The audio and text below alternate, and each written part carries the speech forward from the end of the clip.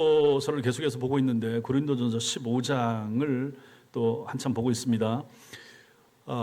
쉽게 말할 때 고린도전서 15장을 무슨 장이라고 말하죠? 부활장.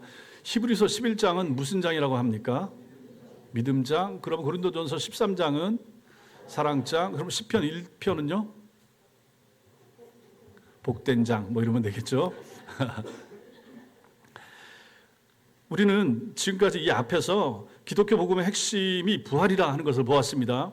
이게 기독교 신앙의 핵심이 부활이고 너무 중요하기 때문에 바울이 58절에 걸쳐서 길게 이것을 설명하고, 그 당시에도 이미 부활을 안 믿고 못 믿는 사람들이 꽤 있었고, 그런 사람들에 대하여 변증하듯이 이것을 써서 이 속에 남긴 것입니다. 앞부분에서는 우리는 부활의 증인들을 살펴보았고, 그 증인들 중에 가장 작은 자 바울, 자신의 고백을 통해서 성도의 부활이 얼마나 확실한가, 부활은 분명합니다, 이걸 얘기하는 것을 보았습니다. 그리고 만약에 성도의 부활이 없으면 어떻게 될 것인가, 또 성도 부활의 보증으로서의 예수님의 부활, 이것도 우리가 이미 이 앞에서 배웠습니다. 오늘은 부활신앙과 그럼 이 성도 삶에 있어서 실제적인 관계가 어떻게 될 것인가, 이 부분을 보겠습니다. 먼저는 죽은 자들을 대신한 세례, 이게 이제 29절입니다. 29절만 한번 읽겠습니다. 29절 시작. 만일 죽은 자들이 도무지 다시 살아나지 못하면 죽은 자들을 위하여 세례를 받는 자들이 무엇을 하겠느냐? 어찌하여 그들을 위하여 세례를 받느냐? 이것은, 이 구절은 해석이 쉽지 않은 구절입니다. 바울은 부활을 믿지 않으면 지금 여기서 당시 교회에서 이루어지던 일반적으로 행해지던 관행하고 모순이 된다, 이 얘기를 하기 위해서 29절을 말하는 것입니다. 아마 당시에 이런 사람들이 있었던 것 같습니다. 자기 가족 중에 또 친척 중에 친구 중에 세례를 받지 않고 죽은 사람들이 있었던 거죠. 그러니까 이 사람을 대신하여 세례를 받는 그런 관습이 있었던 것 같습니다. 어떤 그 자료에 보면 그런 내용이 있었습니다. 그래서 이걸 가지고 바울이 지금 말을 하는 거죠. 죽은 사람을 위하여 대신 세례를 받으면 그럼 그 사람이 세례 받은 걸로 간주가 된다, 이제 이런 것이 있었다라고 하는 것이죠. 그러니 이게 우리 신앙하고는 어울리지 않는 거죠. 이미 죽었으면 끝난 것인데, 그러니 이제 이렇게 잘못된 관행, 나중에 또 교회 안에 중세의 종교 개혁이 일어나기 전 카톨릭 교회 안에 들어오면 이게 이제 면죄부, 면벌부 이런 게 있어가지고 종교개혁이 일어나는 계기가 되지 않았습니까? 예수 안 믿고 신앙 없이 죽은 사람, 그 사람은 일단 천주교에서는 죽으면 사람이 연옥 가서, 연옥이 이제 중간 스탠바이 할 수 있는 장소가 되는 거죠. 여기서 천당 갈 수 있고 여기서 지옥 갈 수가 있고, 연옥에 가 있다, 연옥에 가 있는 너희 부모, 너희 가족, 동생을 위해서 네가 땅에서 헌금하면, 아니면 여기서 예배 미사 잘 드리면 갈 수도 있다, 이렇게 가르치는 거죠.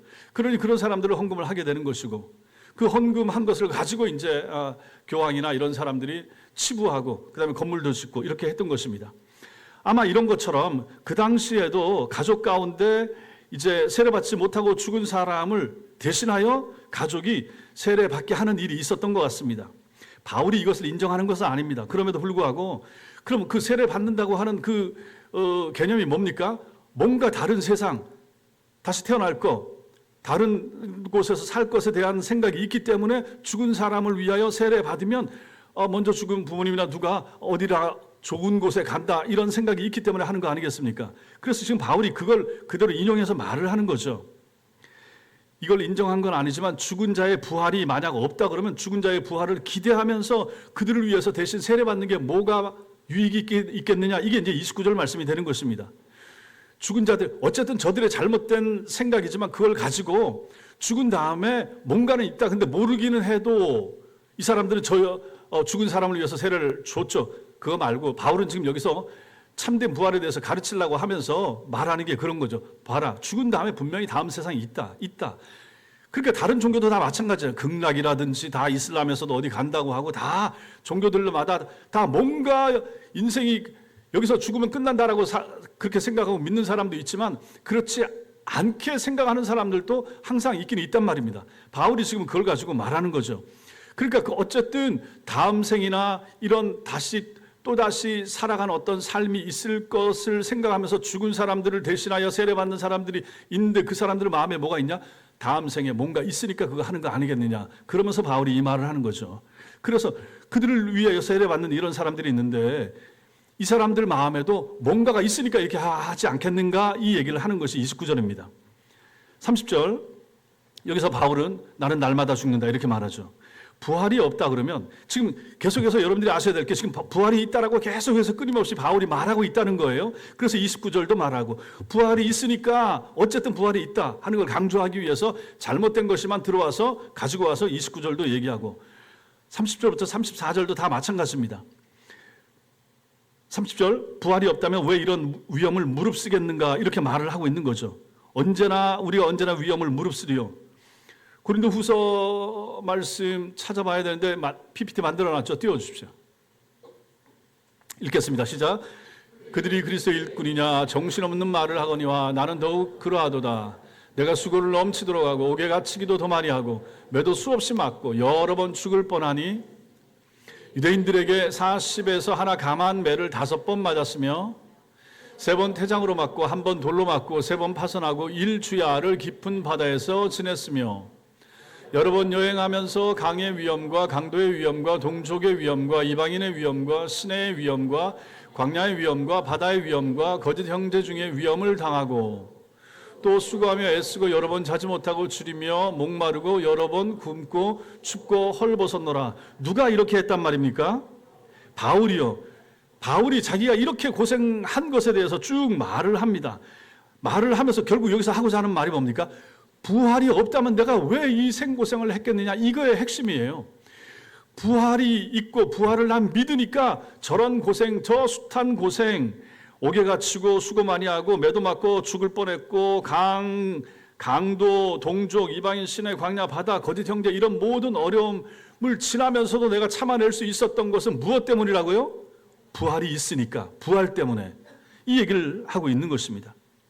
부활이 있기 때문에 이런 것도 감수한다. 이게 이제 30절 말씀이고 31절에서 보시면 형제들아 내가 그리스도 예수 우리 주 안에서 가진 바 너희에게 대한 나의 자랑을 두고 단언하는데 뭐라고 단언하는가? 뭐라고 바울이 단언합니까?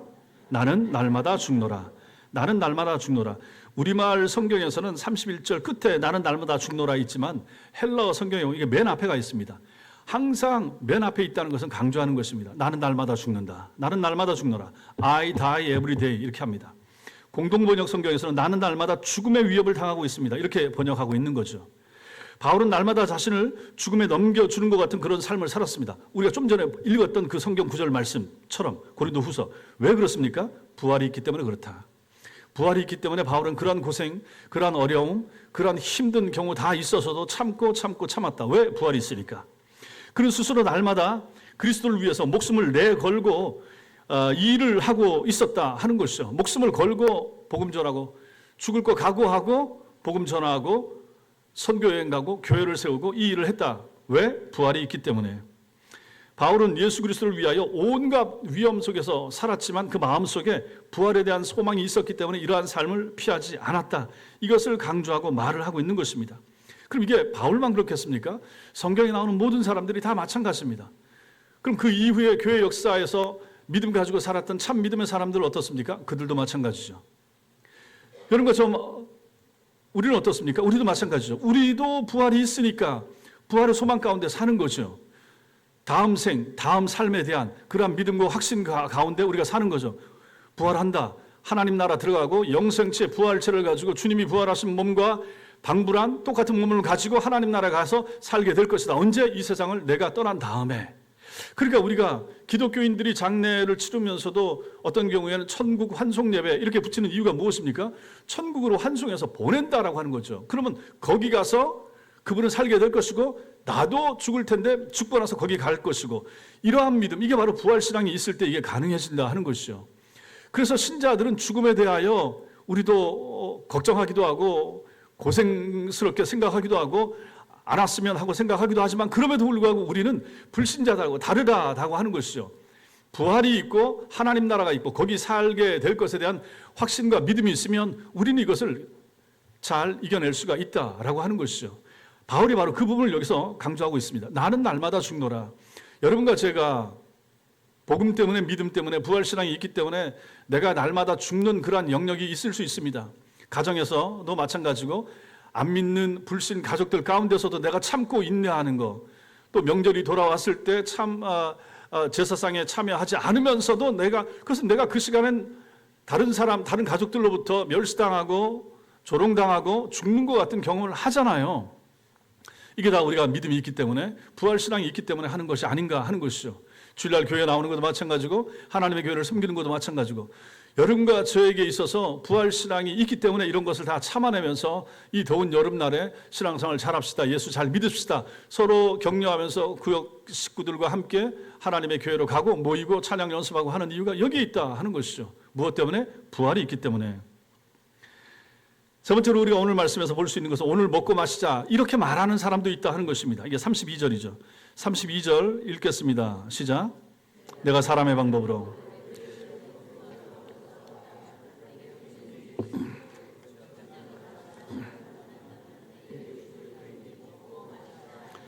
그렇죠. 거기 나오죠. 죽은 자가 다시 살아나지 못한다면 내일 죽을 터이니 먹고 마시자 하리라. 지금 이 사람들이 살아가던 이 시대에 기독교 박해가 아주 심각한 이러한 시대 아니겠습니까? 그 시대에도 이 사람들은 이 믿음을 이겨냈다라고 하는 거죠. 32절에 보면 내가 사람의 방법으로 이렇게 말합니다.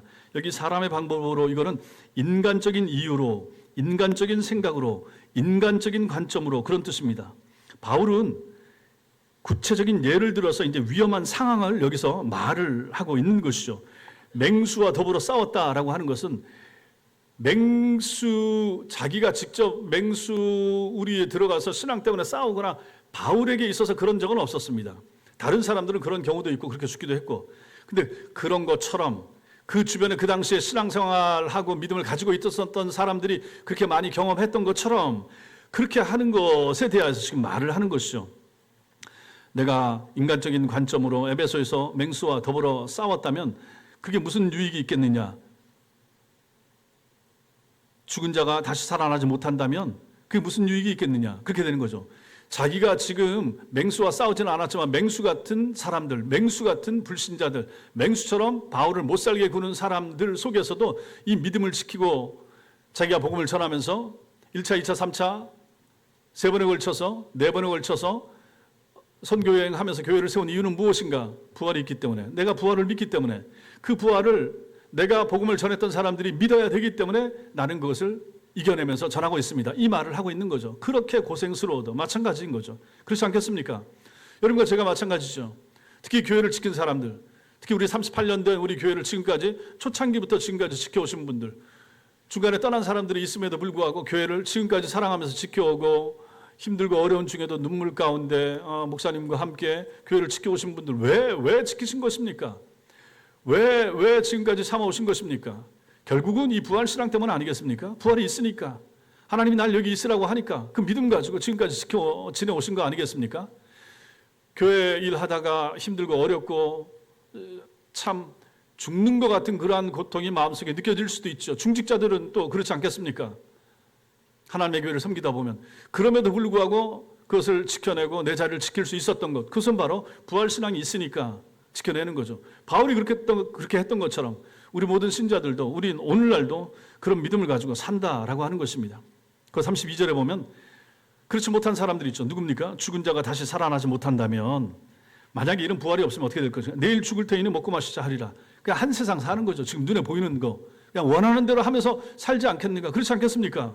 여러분과 제가 절제하면서 살고, 주일날 절제하고, 내가 써야 될 돈 절제해서 헌금하고, 그거 왜 그렇습니까?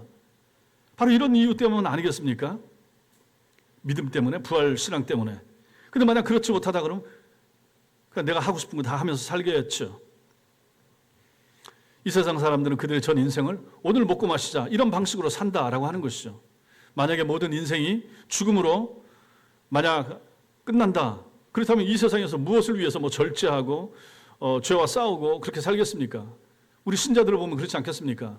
불신자들이 절제하고 사는 것은 가족 때문에 가장 큰 가치, 가장 중요한 가치, 내 가족, 내 식구들, 위에서 참기도 하고 뭐 절제하기도 하고 덜 쓰기도 하고 하겠죠. 그러나 여러분 것은 어떻습니까? 그보다 더 높은 가치, 더 고귀한 가치를 위해서 사는 거죠. 그게 바로 하나님의 이름이고 하나님의 나라고 우리의 부활 신앙이 있기 때문에 우리는 그걸 절제하면서 산다. 이 사람들처럼 내일 죽을 터이니 먹고 마시자.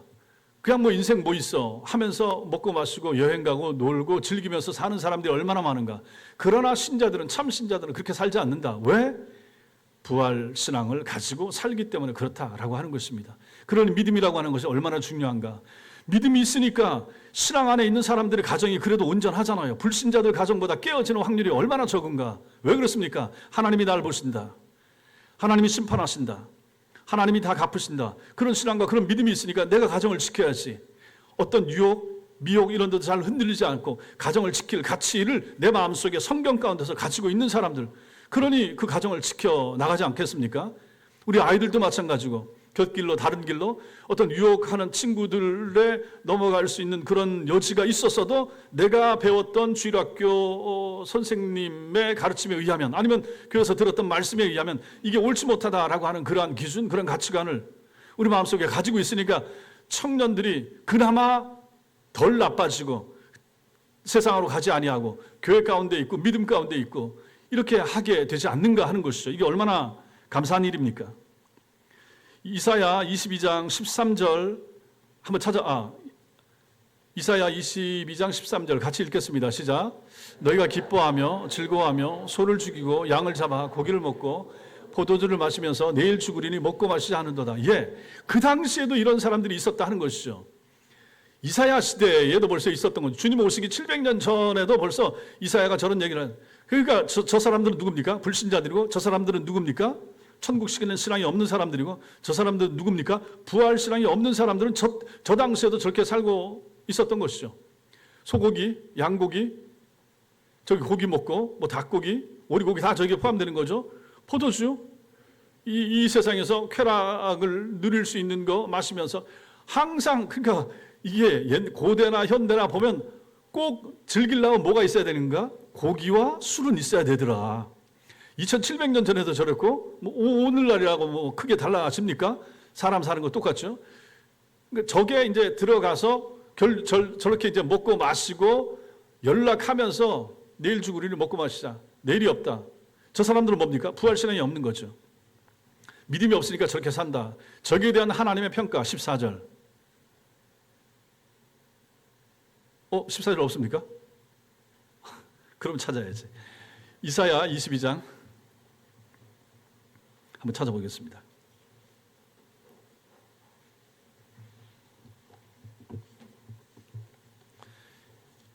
이사야서 22장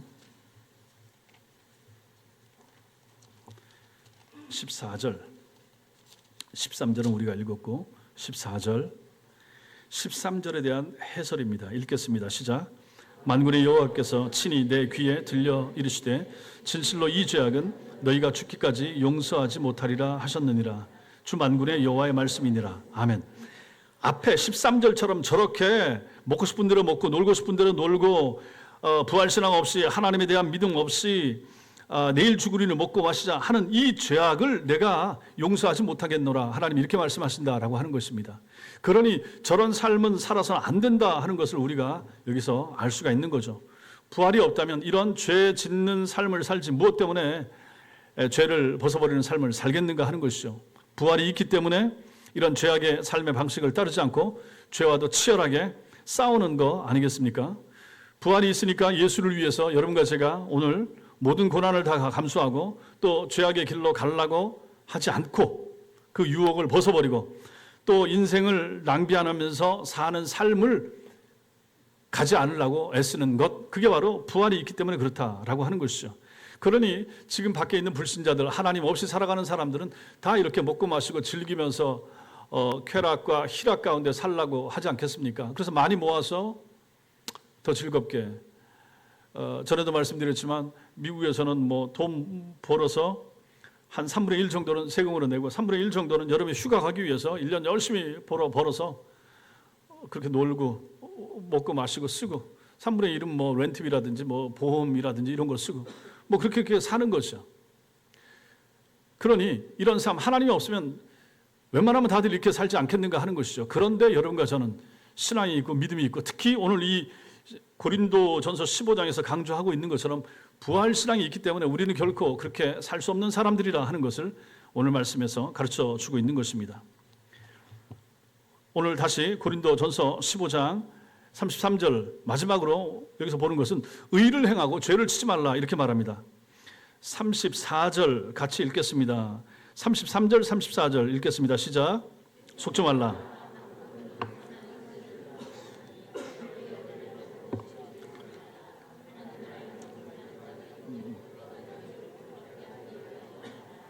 예, 부활을 믿는 우리 성도는, 우리 참된 성도는 어떻게 살아야 되는가? 33절이죠. 속지 말라. 악한 동무들은 선한 행실을 더럽힌다. 여기 속지 말라라고 하는 것은 미혹하다 이런 뜻입니다.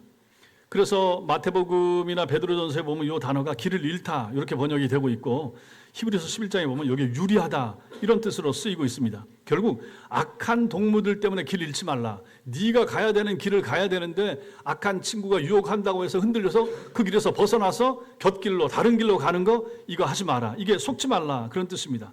속지 말라. 우리 주변에 악한 동무들 있죠. 악한 동무들은 성도의 선한 생활을 더럽힙니다. 악한 동무가 누굽니까? 예수 없는 사람들, 아니면 교회는 나오는데 부활 신앙이 없는 사람들, 부활의 신앙 가지고 살지 못하는 사람들, 이 사람들이 바로 여기 나오는 악한 동무들이 되는 거죠. 이런 악한 동무들, 믿음 없는 사람들, 신앙 없는 사람들, 부활 신앙을 가지고 있지 않고 믿지 않는 사람들은 어떻게 하는가? 선한 행실을 더럽힌다. 누구의? 우리의 선한 행실을 더럽히는 사람들이 이러한 참된 신앙이 없는 사람들이 더럽힌다. 교회 안에도 마찬가지인 거죠. 부활신앙과 참된 믿음이 있는 사람들은 교회를 어지럽히지 않습니다. 교회를 시끄럽게 만들지 않습니다. 그런데 그렇지 않은 사람들, 참되고 바른 신앙이 없다든지 바른 믿음이 없는 사람들이 교회를 시끄럽게 하는 거죠. 오전에도 말씀드렸던 것처럼 뒷담화를 한다든지 불평, 원망, 어느 교회든지 다 마찬가지라 하는 것입니다. 그 말을 하는 사람들이 심지어 권사나 장로, 목사라 한다 할지라도 만약 그렇게 교회에 해가 되는 행동이나 말을 한다 그러면 참된 신앙이 있다라고 보기 어려운 것입니다. 정말 부활 신앙이 있고 정말로 하나님께서 우리를 심판하시고 우리의 모든 삶을 다 아시고 보신다는 것을 믿는다면 어쩌면 저렇게 행동하고 살 수가 있을까 하는 생각이 드는 사람들이 간혹 있지 않습니까? 그래서 안 된다라고 하는 것이죠. 악한 동무들이 항상 성도의 선한 행실을 더럽히는 것입니다. 그래서 우리가 항상 깨어서 주의해야 되는 거죠. 34절에 보면 그래서 깨어서 의를 행하고 깨어 있으라 이렇게 말합니다. 술 취한 상태에서 정신을 차리는 것, 술 취하면서 벗어난 상태, 이게 이제 깨어 있는 것입니다. 맑은 정신을 가지고 있으라 하는 거죠. 분별력 있는 정신을 가지고 있으라. 종말시대, 지금 같은 종말시대에 성도인 여러분과 저에게 필요한 거 분별력이라 하는 것이죠. 분별력, 어떻게 해야 될 것인가. 이게 참 어려운 거죠. 비슷비슷한데 분별을 해야 되는 거죠. 그래서 이제 2단 사이비 다 마찬가지죠. 비슷한 말을 하는데 결정적인 면에서 하나가 다른데 그걸 모르고 쫓아가면 사이비에 빠지는 거죠. 혹은 2단에 빠지게 되는 거죠. 신천지가 대놓고 잘못된 것을 가르치는 것을 처음부터 밝히고 하지 않지 않습니까? 지금은 신천지라고 얘기하기도 하고 한다고 하지만은 예전엔 그거 다 숨기고 하고 위장교회를 만들어서 하고 해서 그들을 유혹하지 않았습니까? 그러므로 분별력이 필요한 거죠. 깨어 있어야 되는 거죠. 정신을 잘 차려야 되는 것이죠. 잘 듣고 분별할 수 있어야 되는 것입니다. 그래서 여러분들이 그 유튜브나 다른 것을 통해서 설교 듣고 하는 거 하실 수 있다. 그러나 잘 분별하셔야 된다. 교회에서 배운 거하고 내가 건전하게 배운 거하고 다른 얘기를 한다 그러면 듣지 않는 것이 좋다라고 하는 것이죠. 이게 바로 분별력이 되는 것입니다. 이러려면 깨어 있어야 되는 것이죠. 지금 같은 시대에 특별히 이제 우리 장로님들, 권사님들 마찬가지고 교회를 잘 지키기 위해서 마찬가지입니다. 우리 교인들 가운데 구역 식구 가운데 누가 무슨 말을 할 때 그 말에 대한 의미를 잘 파악할 수 있어야 됩니다. 저분이 저 말을 하는 의미, 혹시라도 이제 뭐 잘못된 것을 배워왔는데 거기에 대한 확신을 가지고 얘기하지 않는가. 그런 것은 구역장님들이 교정해야 줘야 되고 고쳐줘야 되고 우리가 아는 바른 신학에 근거하여 그 교리에 근거하여 고쳐줄 수 있어야 되는 거죠. 그런 이런 것이 전부 다 분별력하고 연결이 되는 것입니다. 이렇게 분별력을 가지려면 필요한 것이 무엇입니까? 지식이 있어야 되는 거죠. 어떤 지식입니까? 성경 지식과 교리 지식입니다. 그래서 이 두 가지는 항상 중요하다. 성경에 대한 그리고 교리에 대한 바른 교리에 대한 정확하게 가르치는 성경 말씀에 대한 지식이 있어야 그걸 가지고 가르칠 수가 있게 되는 거죠.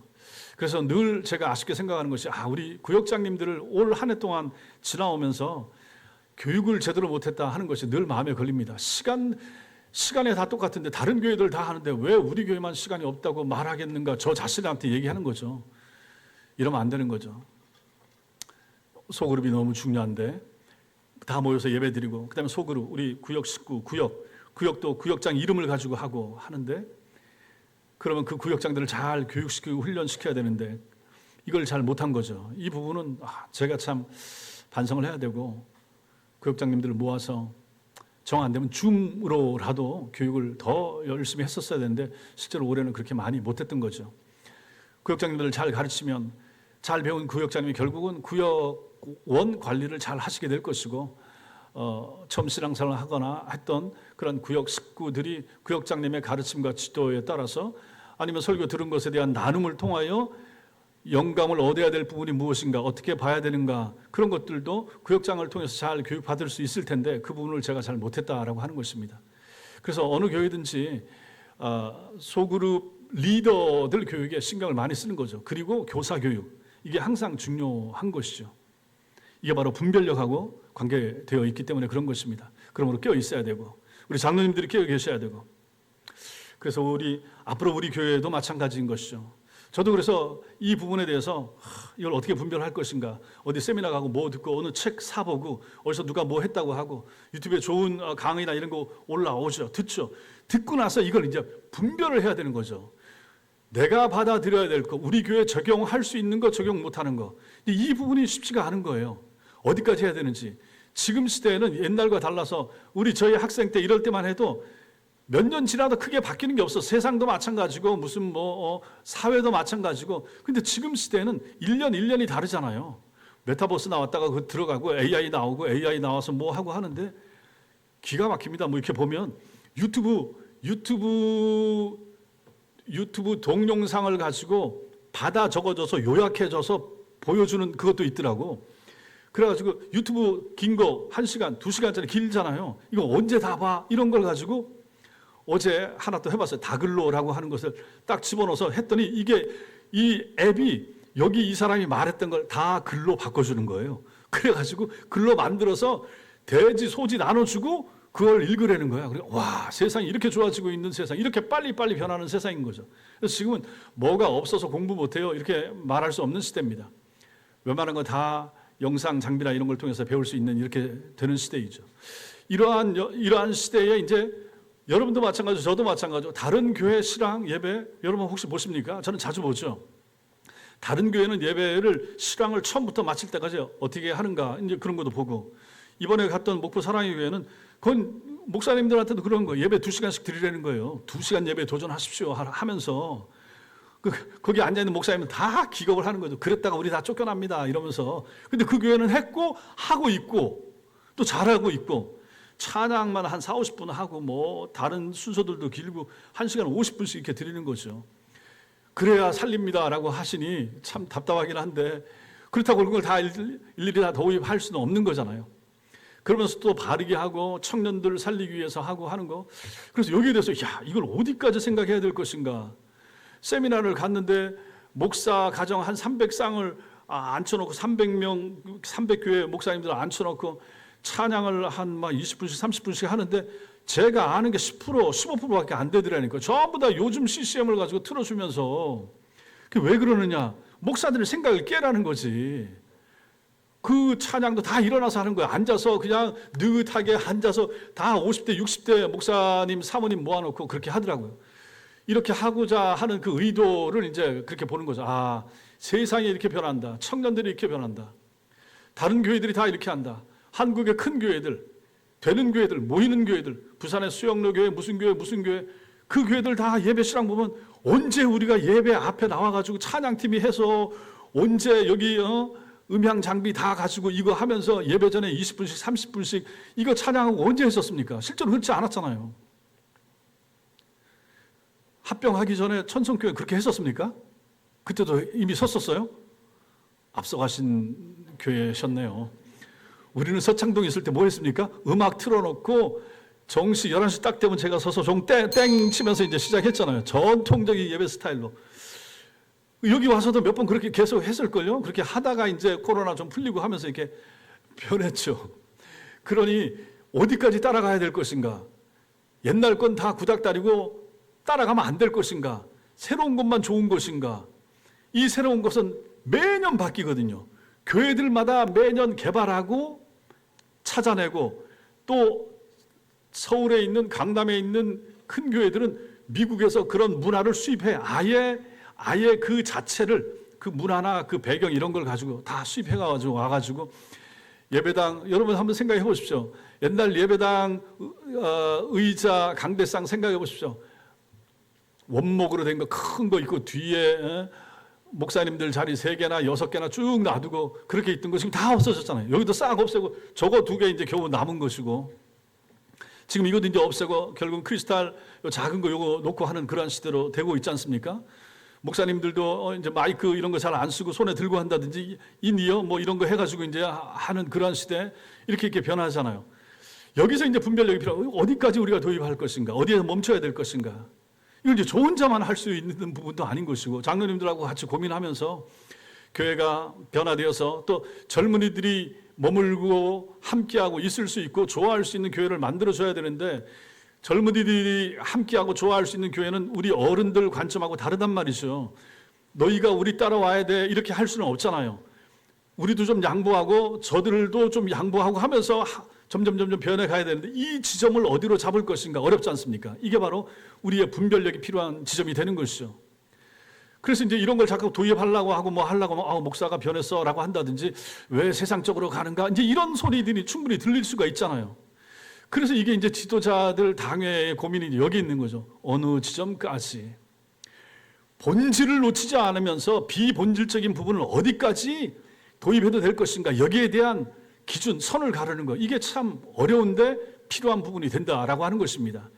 교회의 핵심 되는 거, 가장 중요한 가치, 이건 버릴 수가 없는 거죠. 지금 부활신앙처럼 이건 붙잡으면서 이 부활신앙을 우리 아이들에게, 초등부 아이들에게, 중고등학생들에게, 청년들에게 이 부활신앙이, 우리 마음속에 부활신앙이 믿어지지, 저들 가슴속에 이 부활신앙을 믿어지게 하기 위해서 우리가 도원할 수 있는 것은 무엇인가, 이걸 이제 생각을 해야 된다라고 하는 것이죠.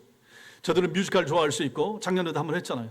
저들이 원하는 거 할 수가 있고, 그 속에 복음만 담긴다면, 그 속에 진리만 빠지지 않고 잘 들어갈 수만 있다 그러면 우리가 좀 어른들의 관점 기준을 내려놓고라도 해줘야 되지 않는가, 이런 생각을 목사님들이 다 하는 거죠.